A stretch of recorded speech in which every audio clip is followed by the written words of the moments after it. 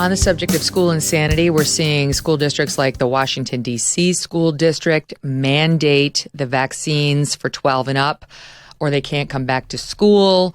L.A. as well had that, but they've put it on hold for now since they're missing some 10 to 20,000 students from their roles who just bailed last year when they canceled school all the time. And now they realize they're in the middle of a crisis that they created.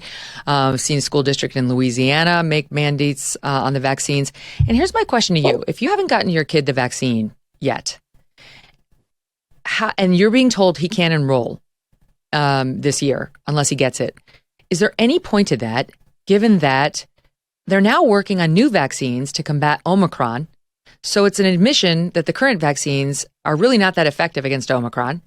So why would I stick my kid with a vaccine that was for a version of this virus that is now a couple of versions old, only to be told probably in 6 months I have to have him stuck again with the new one they're coming up with that actually addresses the current variant of this virus that we're dealing with? Well, no, Megan, the whole thing's confused. And, fortunately, in terms of the new toddler, Governor DeSantis likes to call them toddler vaccines. And so I enjoy that he calls it that. In terms of those, fortunately, parents are just, they're just almost all saying no thanks. So it gives me some faith and some confidence that some sanity is being restored in terms of parents like listening to their intuition. Obviously, the fact that very few of them under the 5-year-old group have said no thanks, while Dr. Fauci and Dr. Walensky and everyone else at the federal level is saying you have to do this, you've got to do this, gives me some more faith in parental intuition. And I think, I was pleased to see that LA backed down, and I'm glad that some parents decided not to fold. And I think it's going to be a tricky battle because the issue is beyond, which variant is being targeted or whatever. The bottom line is just before any other issues, right? Before you ask about waning immunity, before you look at, how safe are these in children? Before any of those other questions, there's just that basic question of, is this something that my kid is going to be better off receiving? And the fact is, and it is a fact, that a benefit in healthy children or children who've had COVID and therefore have immunity has never been demonstrated. So, so in other words, why are we even talking about this? Mm-hmm. Why is this even something that they're putting on the table? Right. Can I tell you, this is what they said in our school. They said, and by the way, just got the stats, less than 3% of children under the age of 5 have been vaccinated. So yes, 97% of parents nationwide have said, no. Thanks, but no thanks. And only 31% of children between the ages of 5 and 11 have been vaccinated, despite mandates and so on. The vast majority of parents there, too, have said, no, we're not doing that. But here's what they say in our school to mandate, because we have a school that's mandated the vaccine for 16 and up. And so far, they haven't moved that down. The reason they didn't go lower than 16 was because it was only the emergency use authorization, at least when we went into summer. And I'm very much hoping they won't change that, even though now technically they've gotten beyond that in the approvals. Anyway, their rationale is as follows. When you get COVID, if you've had the vaccine, you have a lower viral load in your nose. Oh, thanks. Okay. That's what they say. Is that true at all? My answer is that I haven't seen a study that shows that. But my other, the more relevant question is, this is ludicrous. That is the relevant response. Okay. Let's suppose that's true. It's was that an endpoint in the trials? No. That's doctors care about, and public health is about, helping people be as healthy as possible. I don't know. It's almost, I don't know whether to put people like that in a box and like just lock it and then let them out in a couple days and ask them again if they still want to do that. It's crazy talk because they'll say, and this, by the way, this is an all boys school. So they're dealing with the population, especially at those older ages, that actually does have to worry about myocarditis and, a real risk from the vaccine that's been documented.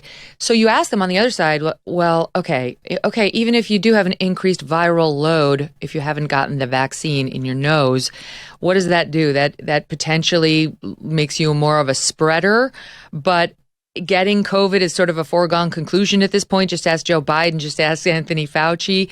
The question is, how can we save lives? And this is not a group that's at risk of dying from COVID or even of getting really, really ill. So then you say, what about myocarditis? That is a risk for these kids. Yes, you can get it if you get COVID, but you can also get it from the vaccine. And the vaccine is not something you have to do. The vaccine is not something that necessarily is just going to come your way from living your life like COVID is at this point. They don't care. They want everyone to be shot with that vaccine. I don't know why. They ignore the myocarditis and they say you can't say that you have like a history of blood clots in your family, you could have any sort of problems in your family. They don't count any of that. The only thing they'll allow you to get out of it for is if you had a negative reaction to shot one. You have to get one jab, and only then if you have a doctor they approve of, say, little Johnny had, hives, only then can you get out of shot two. And meanwhile, they're telling the doctors that, hey, we're going to scrutinize any vaccine exemption that you do. No, it's ludicrous. And I mean, I know that it can be really difficult, less difficult now than it was in the middle of all the craziness that we all had to deal with. But I encourage people to just not participate, to really do their very best not to participate. I know it's difficult. In California, some of my colleagues, when they were faced with the vaccine mandate, they bit the bullet and they if they didn't believe in it, there weren't many. Most of my colleagues did believe in it, but I had a few that, one guy's not working there anymore. Another guy was going to retire, but they approved his religious exemption.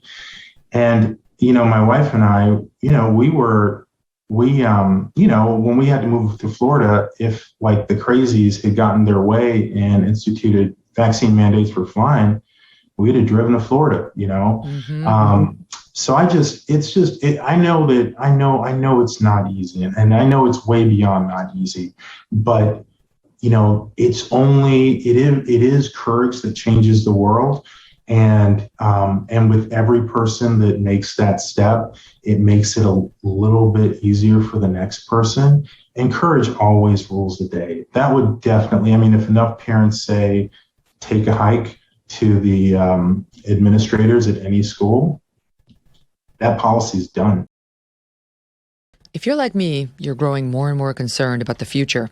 The market is all over the place, and inflation is at its highest level in 40 years. Interest rates are skyrocketing. Market experts not only predict a recession, well, some say we're already in one, but they're using scary terms like economic hurricane and unprecedented. Now, if you want to protect your future, call a precious metal dealer I trust, American Hartford Gold. They can show you how to protect your savings and retirement accounts by diversifying your portfolio with physical gold and silver. All it takes to get started is a short phone call, and they will have physical gold and silver delivered right to your door or inside your IRA or 401k. And they keep it simple. They are the highest rated firm in the country with an A+ rating from the Better Business Bureau and thousands of satisfied clients. And as an exclusive offer for my fans, if you call them right now, they will give you up to $1,500 of free silver and a free safe on qualifying orders. So don't wait. Call them now. Call 866-518-2955. 866-518-2955. Or you can text my name, Megyn, to 65532. Now that's spelled MEGYN. My mom said it was like OBGYN.